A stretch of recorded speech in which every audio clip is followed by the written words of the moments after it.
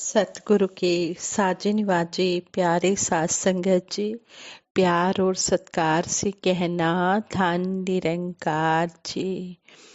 साध संगत जी, हम सतगुरु निरंकार दातार का आशीर्वाद लेते हुए सतगुरु बाबा हरदेव सिंह जी की कुछ यादें शेयर करेंगे। साध संगत जी, सतगुरु बाबा हरदेव सिंह जी महाराज का सहनशील व विशाल व्यक्तित्व, विशाल हृदय के स्वामी सतगुरु बाबा हरदेव सिंह जी महाराज हमेशा शांत रहकर ही ऐसा मैसेज देते रहे कि हम सब भी यही विशाल दृष्टिकोण अपनाएं, विशाल प्रभु के साथ जुड़कर हम विशाल हो जाएं। हर किसी की बात को सुनकर अपने विशाल हृदय में समाकर सहनशीलता की अद्भुत मिसाल एग्जाम्पल पेश करते रहे सतगुरु बाबा हरदेव सिंह जी महाराज। कभी किसी को यह एहसास भी नहीं होने देते थे कि उनसे कि किसी से कभी भी किसी को यह भी एहसास नहीं होने देते थे कि किसी गुरसिख से कोई गलती हो गई है। गलती होने पर भी सहज ही सबको प्यार और दुलार देते रहे। ऐसा विशाल हृदय किसी का नहीं है। यह सतगुरु की अपनी छवि है कि अपने इस दिव्य स्वरूप से सबको अपना बनाए रखते जा रहे हैं। कल्याण यात्राओं के दौरान अक्सर देखा जाता था कि चाहे लंबे सफर की थकान हो या समय की कमी, हर एक भगत के हृदय को तृप्त करने के लिए वे उनके मन की बात सुनते थे। अपने आराम की परवाह किए बिना देर रात तक भगत जनों को खुशी प्रदान करने के लिए हमेशा तैयार रहते थे। यह सहनशील व्यक्तित्व का ही परिचायक है कि घंटों घंटों तक भक्तों को खुशी और आनंद देने के लिए स्टेज पर आसीन रहते थे। कई बार तो ऐसा भी होता था कि खड़े ही रहते थे और नमस्कार की लाइनें चलती रहती थी। कोई भगत मायूस ना हो जाए, इसका विशेष ध्यान रखते थे। हिमाचल और उत्तराखंड के पहाड़ी क्षेत्रों की यात्रा के दौरान भक्तों को खुश करने के लिए कठिन से कठिन रास्तों की भी परवाह नहीं करते थे और भक्तों को दर्शन देने के लिए पहुंच जाते थे उनकी कुटिया में। सतगुरु बाबा जी की सहनशीलता के यूं तो अनेकों प्रूफ हमें अक्सर देखने को मिलते रहते थे। इसके बावजूद एक हृदय को छूने वाला प्रेरक प्रसंग यह है कि एक बार संत निरंकारी कॉलोनी दिल्ली स्थित सत्संग भवन के परिसर में नमस्कार होनी थी, लेकिन कुछ बीमार महापुरुष हजूर बाबा जी को नमस्कार करके आशीर्वाद लेने की चाहना में थे। सतगुरु देव जी ने पहले ही उन्हें आशीर्वाद दिया। उसी समय जब नमस्कार शुरू होने लगी तो सेवा दल के 3 जवान जो पीछे की तरफ सेवा कर रहे थे, उनके अधिकारी से कहा गया कि पहले उन्हें नमस्कार करवा दीजिए। तो उन्होंने कहा कि वे यूनिट के दूसरे सदस्यों के साथ ही नमस्कार कर लेंगे। इसके बाद सतगुरु बाबा जी स्टेज पर विराजमान हो गए और नमस्कार शुरू हो गई। लगभग 4.5 घंटे तक नमस्कार चली। इसी बीच सेवा दल की उस यूनिट के सदस्य भी नमस्कार कर चुके थे, लेकिन वे 3 सेवादार नमस्कार करने नहीं आए थे। हजूर ने फिर पूछा कि वे 3 सेवादार नमस्कार करने नहीं आए, कहाँ पर हैं वे?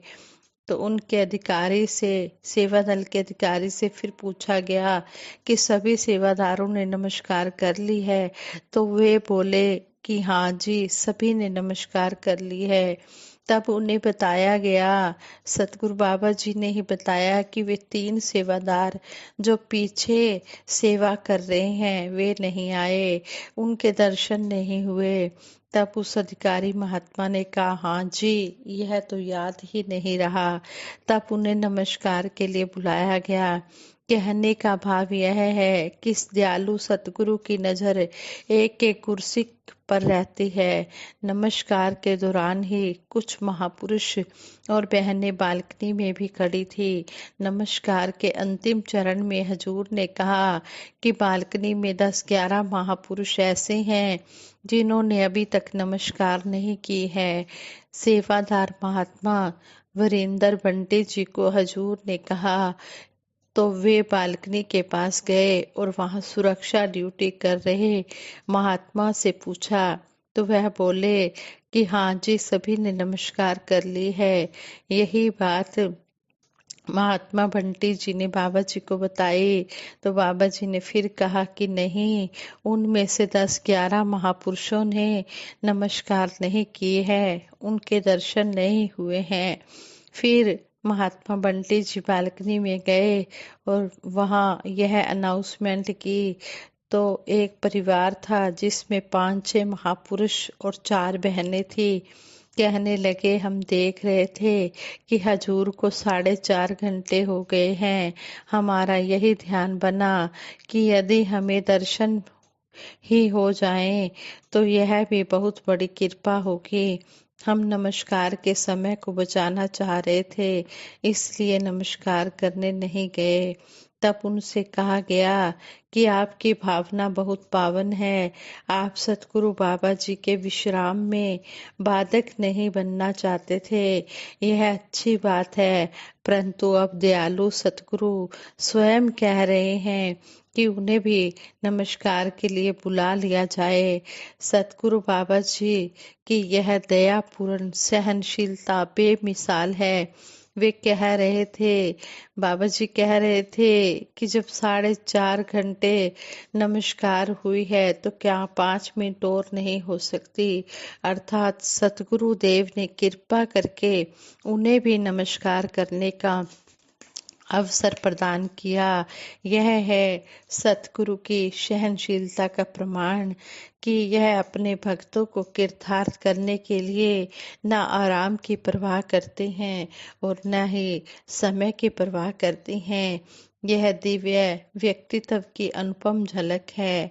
यही कारण है कि एक अद्भुत आकर्षण शक्ति के सहारे भगत जन खींचे चले आते हैं और दर्शन करके उन्हें जो आत्म तृप्ति मिलती है उसे शब्दों में बयां नहीं किया जा सकता है। संपूर्ण अवतार वाणी में भी शहनशाह बाबा अवतार सिंह जी महाराज इस शब्द की ओर हमारा ध्यान दिलाते हुए हमें समझाते हैं, गुरु दर्शन दा फल है वड्डा, मन नू पाक बनांदा है।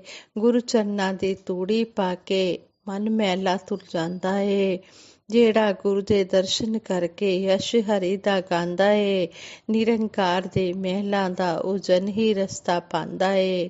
ਸੁਣੀਏ ਜੇਕਰ ਵਚਨ ਗੁਰੂ ਦੇ ਕੰਨ ਨੂੰ ਲੱਜਤ ਮਿਲਦੀ ਏ, ਦੂਰ ਦਿਲਾਂ ਦੀ ਰਾਹਤ ਹੋਵੇ,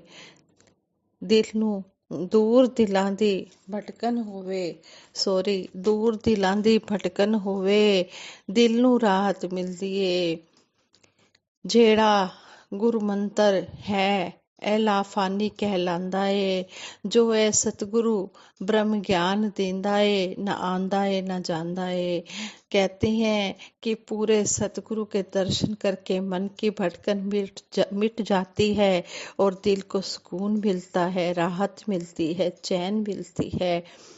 हाँ संगत जी, ऐसे गुरु के दर्शन करके हम अपने आप को बड़े ही भाग्यशाली समझते हैं कि सतगुरु ने हम पर कृपा की, हमें अपने चरणों से मिलाया, हमें अपने दर्शन दीदार करवाए। हम सतगुरु निरंकार दातार का कोटिन कोटिन बार शुक्राना करते हैं और यही अरदास करते हैं कि उठते बैठते खाते पीते चलते फिरते हर समय इसका एहसास बनाए रखें और जो भी ये दातार निरंकार हमें खाने पीने पहनने रहने के लिए दे रहा है, हम इसका कोटिन कोटिन बार शुक्राना करें। इसके एहसास में जीवन जीते चले जाएं। हर श्वास में हो सिमरन तेरा, यूं बीत जाए जीवन मेरा। हर श्वास में हम इसका सिमरन करते चले जाएं, इस तरह हमारा जीवन बीत जाए। साथ संगत जी दासी से बीच में गलती हो गई है, संपूर्ण अवतार वाणी के शब्द में आप जी क्षमा कर देना और आगे के लिए शुद्ध विचार करने की क्षमता बख्शना। दासी शीश रखकर आप जी के चरणों में इस बात के लिए कोटिन कोटिन बार क्षमा मांगती है। साथ संगत जी, प्यार से कहना धन निरंकार जी, सभी के भले की कामना करते हुए दासी सिमरन कराएगी। सभी ने मिलकर सिमरन में साथ देना है।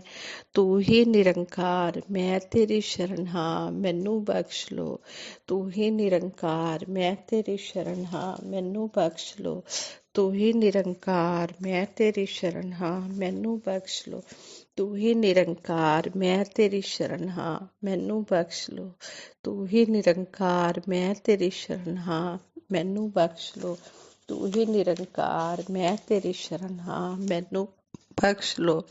साथ संगत जी, जब ज्ञान के बाद हम निरंकार का सिमरन करते हैं तो सतगुरु खुश होता है कि मेरा दिया हुआ ज्ञान इन्होंने समझ लिया है।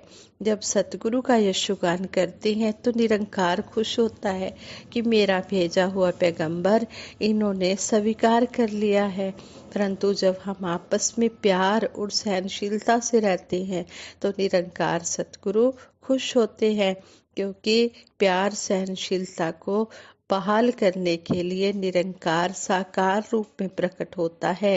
जब मिशन के सत्य संदेश का प्रगटाव आपसी प्यार और सहनशीलता में फैलता हुआ देखते हैं तो फिर वो शेर भी कहा जाता है, मेहरबान उन पे अल्लाह भी होगा, मेहरबान उन पे मुर्शद भी होगा, इनके बंदों की खातिर जो अपने मन के मंदिर को सजाए हुए हैं। हाँ संगत जी, ये विचार करते हुए दासी से बहुत सी गलतियां हुई हैं। उन गलतियों के लिए आप जी क्षमा कर देना।